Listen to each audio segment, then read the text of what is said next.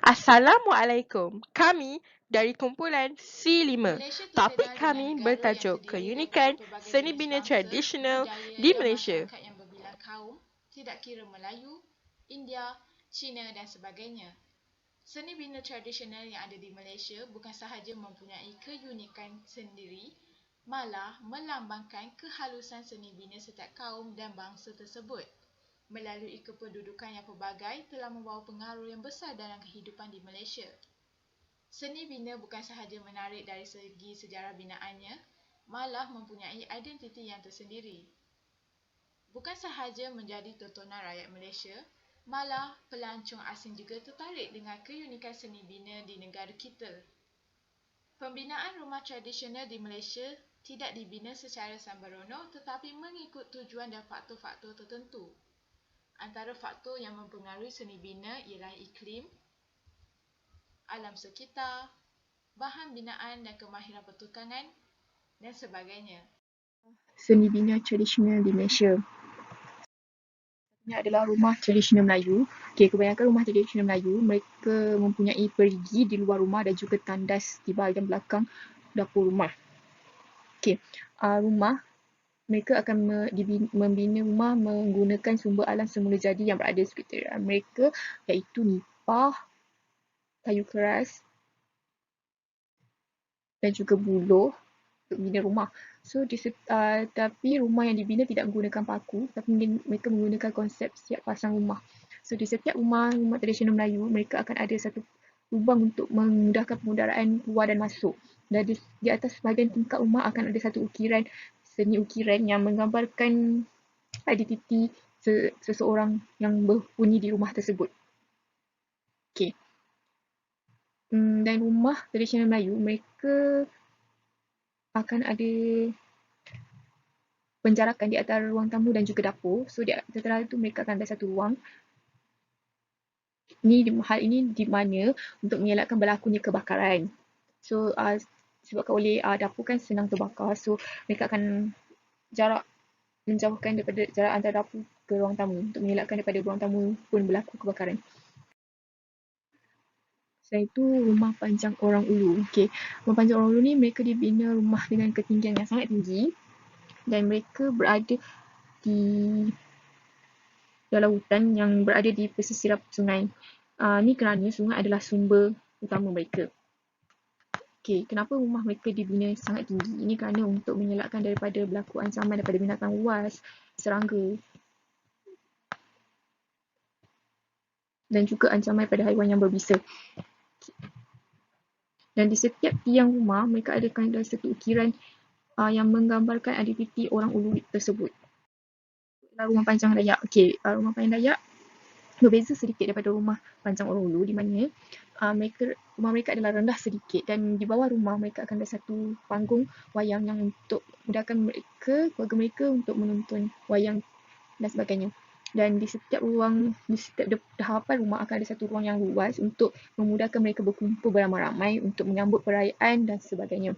Dan di tengah-tengah rumah akan dihuni oleh orang ketua rumah Dayak.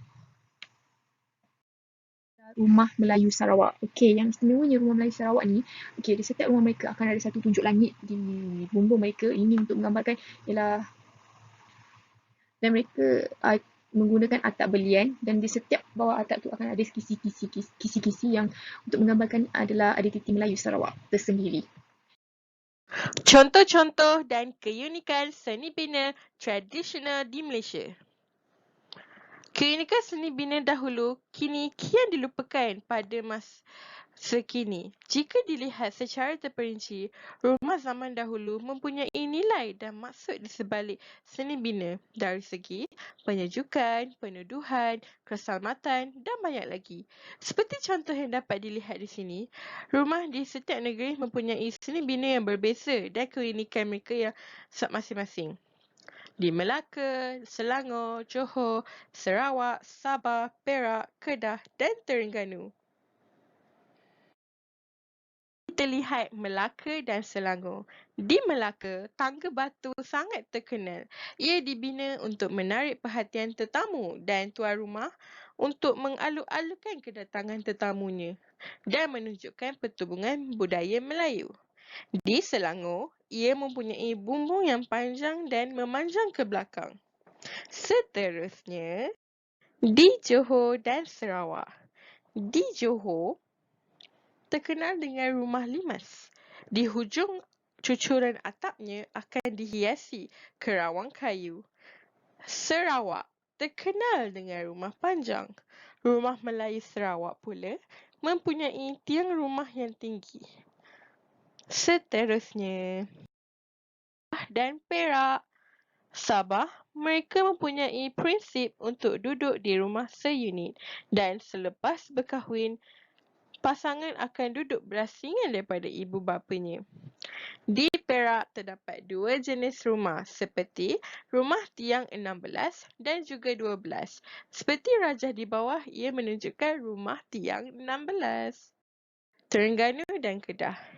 Di Terengganu, rumah tele sangat terkenal dan tele yang bermaksud dewan. Di Kedah, diinspirasikan seni binanya daripada negeri Perak dan Selangor kerana bumbungnya seperti negeri Perak dan panjang seperti rumah di Selangor.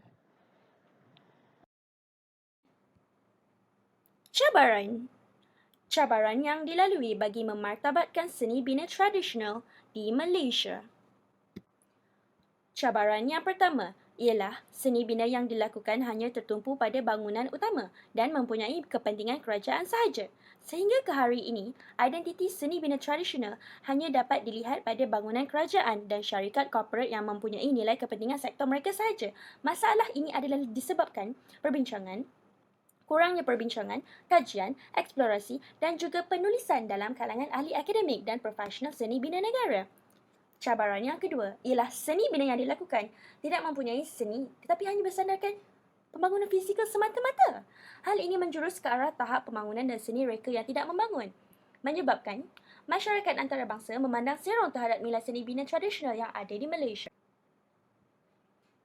Cabaran yang ketiga ialah kehilangan tukang rumah dan tukang ukir disebabkan oleh kematian atau hilang daya ingatan kerana mereka merupakan golongan-golongan warga tua.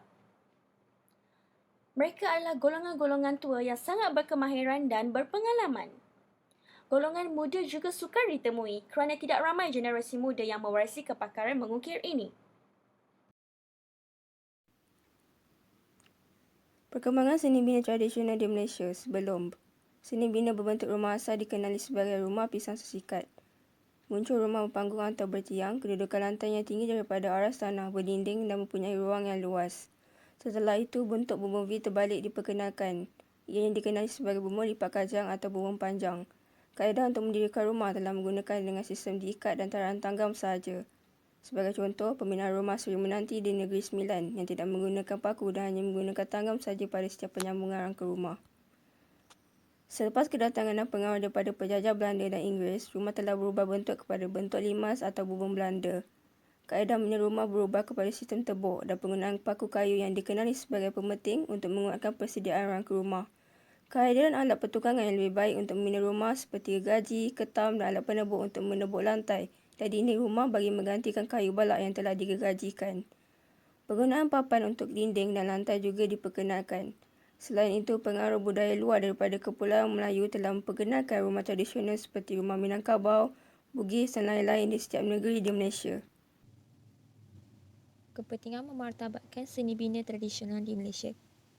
Seperti yang kita tahu, bidang seni dan kebudayaan telah memainkan peranan yang amat penting kepada masyarakat dan negara. Antara kepentingannya ialah seni bina tradisional menggambarkan ciri-ciri keunikan dan identiti sesuatu negeri. Setiap negeri di Malaysia mempunyai keunikan tersendiri dari segi reka bentuk, ukiran dan hiasan. Seterusnya, ia juga menjadi tarikan pelancong kerana keunikan ciptaan seni bina tersebut. Antara destinasi wajib para pelancong ialah Melaka. Di sana, terdapat beberapa rumah yang masih mengekalkan seni bina tradisional. Hal ini sekaligus dapat meningkatkan ekonomi negara. Di samping itu, peninggalan warisan seni bina ini dapat meningkatkan semangat patriotisme serta semangat cintakan negara kepada rakyat Malaysia. Tak akan sedar tentang kesusahan dan kesulitan hidup sebelum kemerdekaan. Akhir sekali, kita dapat memupuk, mengukuh serta mempertahankan semangat perpaduan dalam kalangan rakyat. Ini dapat dibuktikan dengan sikap rakyat Malaysia yang bersatu padu walaupun mempunyai identiti berbeza. Oleh itu, rakyat Malaysia haruslah berusaha memelihara warisan negara agar tidak dilupakan begitu saja. Sebagai rakyat Malaysia, kita haruslah berasa bangga kerana mempunyai seni bina yang menarik dan pelbagai di negara kita. Seni bina yang masih ada sehingga sekarang membuktikan bahawa penduduk Malaysia yang berbilang bangsa, kaum dan agama hidup bersatu padu, aman dan harmoni. Banyak pembelajaran yang dapat diambil daripada sejarah binaan negara supaya kehalusan seni bina ini tidak lapuk di telan zaman. Akhir sekali, cadangan yang boleh diambil untuk menerapkan pengetahuan dalam seni bina tradisional di Malaysia ialah melalui pembelajaran di peringkat sekolah, mewujudkan muzium hasil seni binaan serta melalui pendekatan teknologi zaman sekarang seperti televisyen, internet, media massa dan sebagainya. Sekian, terima kasih.